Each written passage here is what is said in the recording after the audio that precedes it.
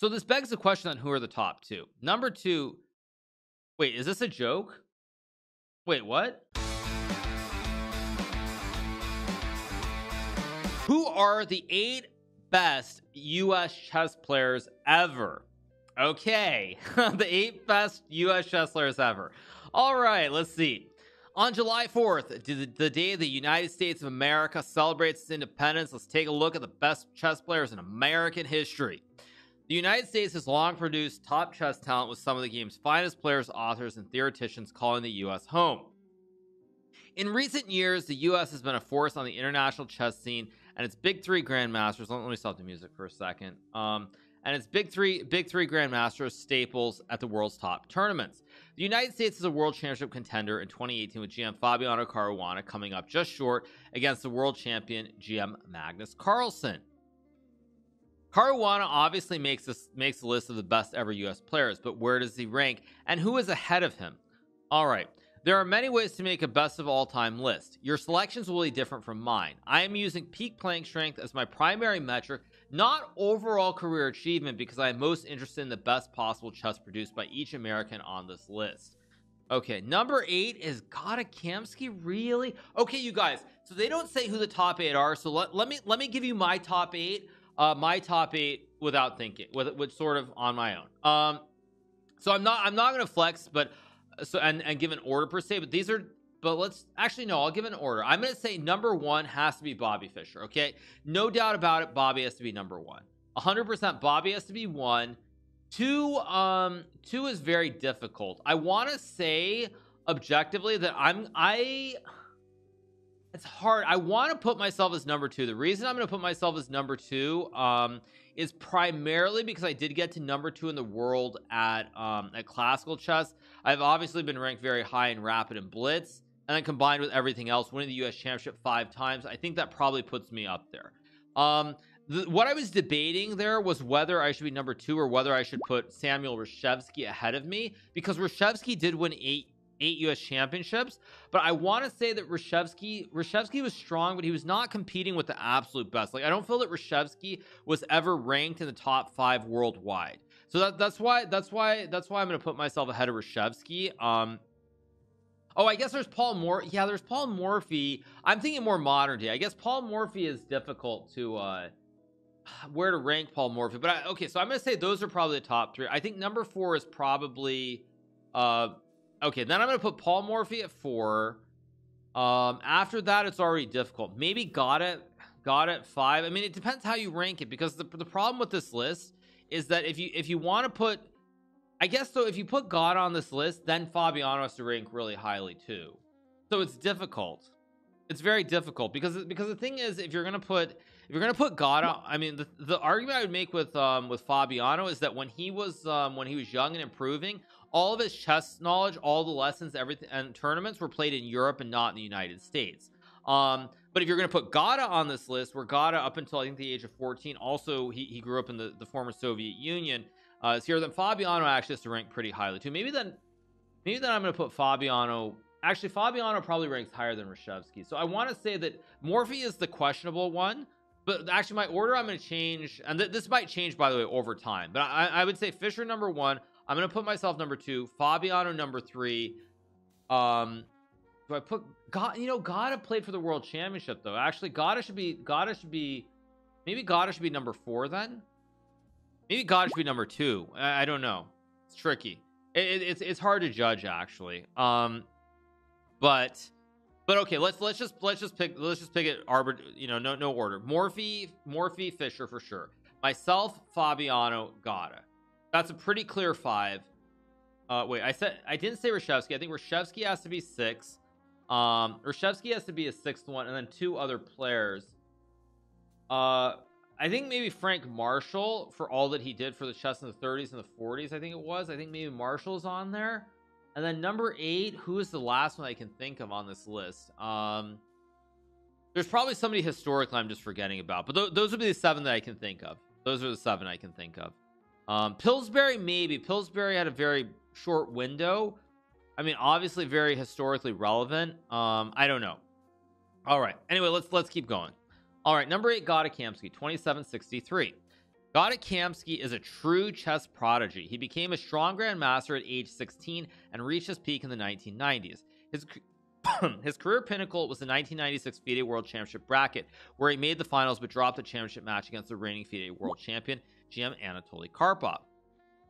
Kamsky was born in the Soviet Union but moved to the United States early in his career. Kamsky won the US Championship 5 times, 91, 2010, 2011, 2013, and 2014, cementing his status as an American chess legend. Here is a 22-year-old Kamsky beating the Super GM Nigel Short in 26 moves. Okay, they have this game. I'm gonna say this, as far as Gada goes, actually his peak to me was not 96. The sign of how good Kamsky was is that is that he played Topalov. I don't think it was considered a world champion. Maybe it was considered a world. It wasn't a world championship match, but he played Topalov in a match, and I think it was like 2010 or something. He won that match and he made it back into the Canada's tournament.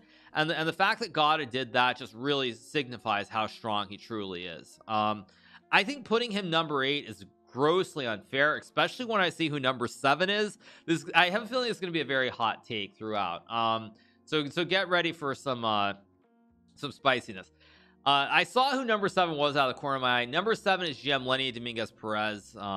Even with much recent success, Lenny Dominguez Perez remains an underrated American chess talent. Dominguez Perez officially became an American chess player less than 2 years ago in December 2018 when he transferred federations to the United States. Before that, he was 5-time Cuban chess champion. His career peak was likely his sole first place in the 2013 FIDE Grand Prix leg in Greece, finishing ahead of 11 other Super GMs, including 3 on this list. Dominguez Perez's attacking prowess was on full display in 2014 when he practically wiped future compatriot GM Wesley So's kingside off the board in this brutal miniature. All right, what I'm going to say is that with all due respect, Lenny is a very strong chess player, but I don't think he should be on this list. I don't think he should be on this list. Secondly, I mean, with all due respect, Gada played for the World Championship. Like, he played for the World Championship. He could have become world champion, and there's no way in a million years that Gada should rank 8 on this list, especially with Lenny ahead of him. Like, just no. Just no. End of story. Just no. All right. Let's keep going. Number 6 is they put Paul Morphy. Okay, fair enough. Paul Morphy makes sense. Based on peak chess strength, no, but I would say based on peak strength, Gada is a stronger player than Lenny. If you're basing it on pure strength, you cannot tell me that Lenny at 2750 now is as strong as Gada Kamsky was at 2720 when he played for the World Championship in 1996. 2700 plus in 96 means a lot more than 2750 in 2021.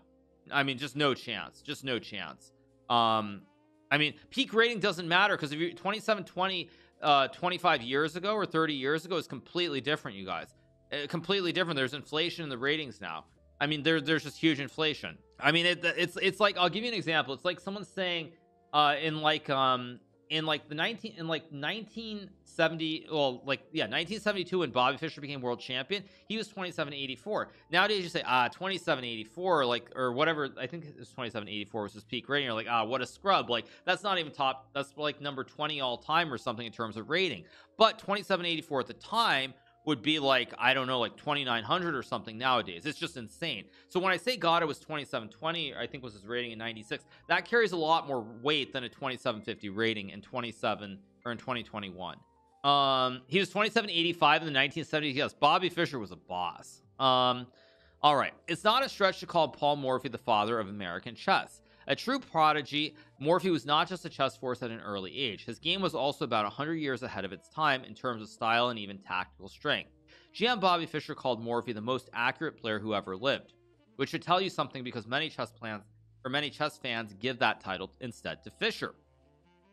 Morphy's game peaked quite early, and the apex was his European tour in 1858 at age 21.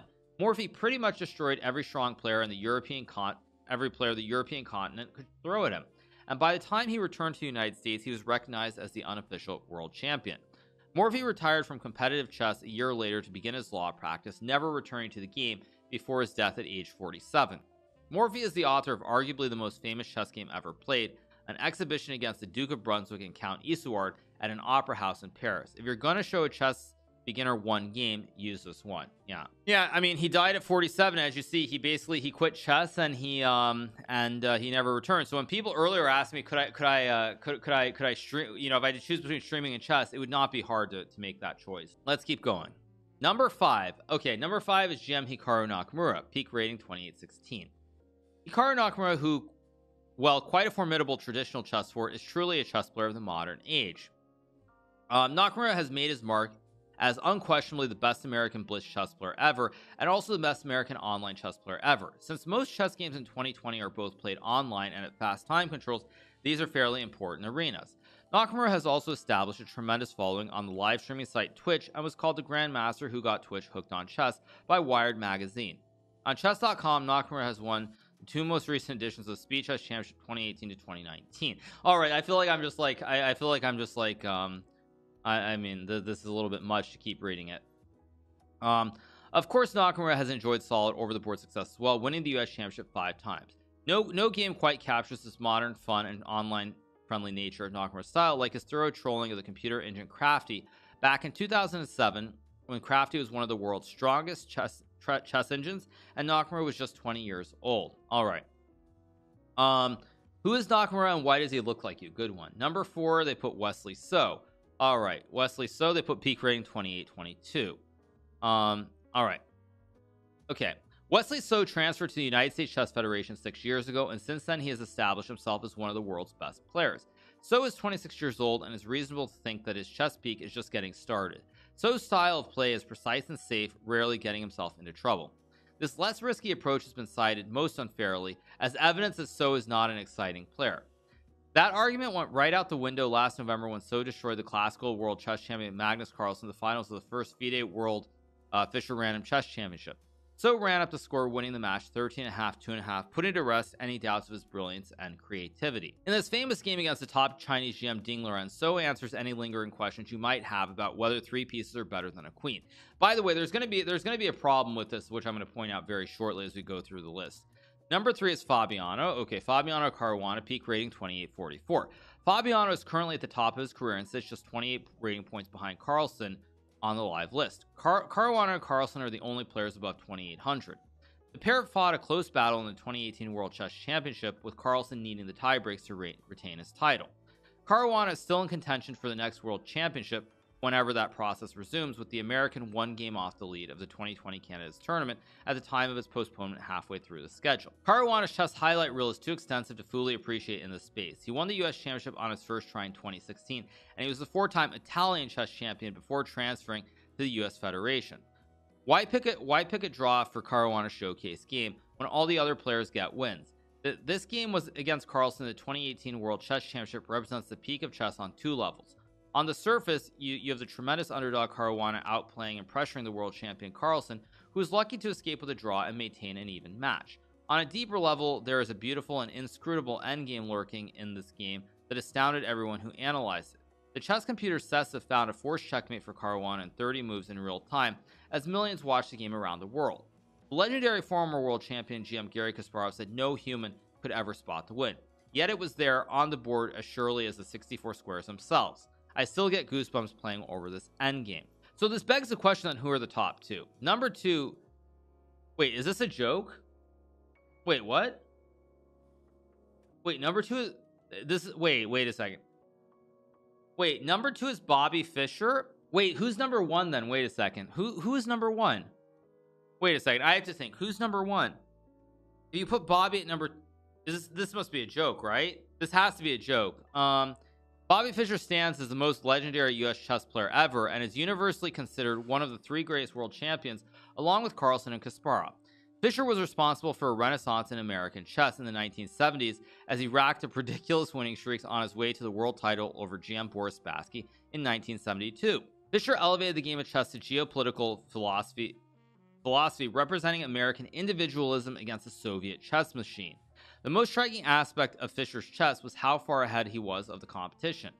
His peak rating of 2785, earned before the considerable rating inflation in the 50 years since, would place him near the top of the chess world even today. Computer studies have confirmed Fischer's strength and accuracy as otherworldly for his time.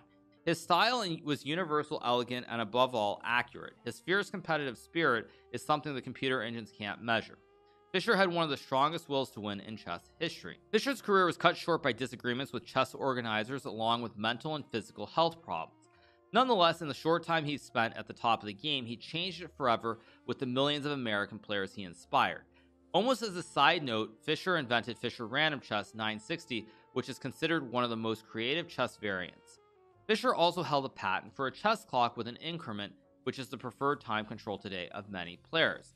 The below game, one of the most famous in chess history, shows the stunning chess clarity possessed by Fischer even as young as age 13, when he eviscerated a leading American chess master, Donald Byrne. Who's number one? This has to be a joke. There's a joke here, right? Number one Number one is Alpha Zero. Okay. Well, there are a few problems with this. First of all, I'll read through this and I'll tell you the problems. The first thing is, why is there a chess.com logo here? Alpha Zero is not a chess.com engine. It's not something they created. Why is there a chess.com logo in here? Anyway, let's keep going. I can already see the objections in the comment section, but the headline of this article said chess players, not chess humans, and I am a big fan of non-human chess. Alpha Zero is an artificial intelligence project that plays chess. Given just the rules of the game, Alpha Zero taught itself to play chess to superhuman levels in mere hours using machine learning techniques. It stormed onto the scene in late 2017 when its operators released the results of a 100 game match with Stockfish, the traditional champion chess engine. Alpha Zero plays chess differently from most computers, possessing an almost intuitive understanding of the game and handling many positions in a beautiful human-like manner. Of course, Alpha Zero is stronger than any human, but if you played through its games, you'd think it had a distinct personality. Maybe it does. Alpha Zero inspired a whole wave of neural network chess engines, including the international open source project LCO, which currently sits second behind Stockfish on the computer rating list. The machine learning approach pioneered by Alpha Zero transformed the scientific basis of computer chess, and it will be the neural network engines that evolve the game to its next levels, wherever that may be. Is Alpha Zero American? Alpha Zero runs on American TPUs. The project's inventor, the AI company DeepMind, is headquartered in the United Kingdom, but the company has been owned by an American corporation, Google Alphabet, since before there was an Alpha Zero. If George Washington was born a British subject but can still be considered a founding father of the United States, we can extend the same leeway to Alpha Zero, especially on the American Day of Independence from Great Britain. Of course, there are many other American chess engines, most of them far stronger than human players on the list, but here they are collectively represented by the intrepid Alpha Zero, which changed the computer chess forever.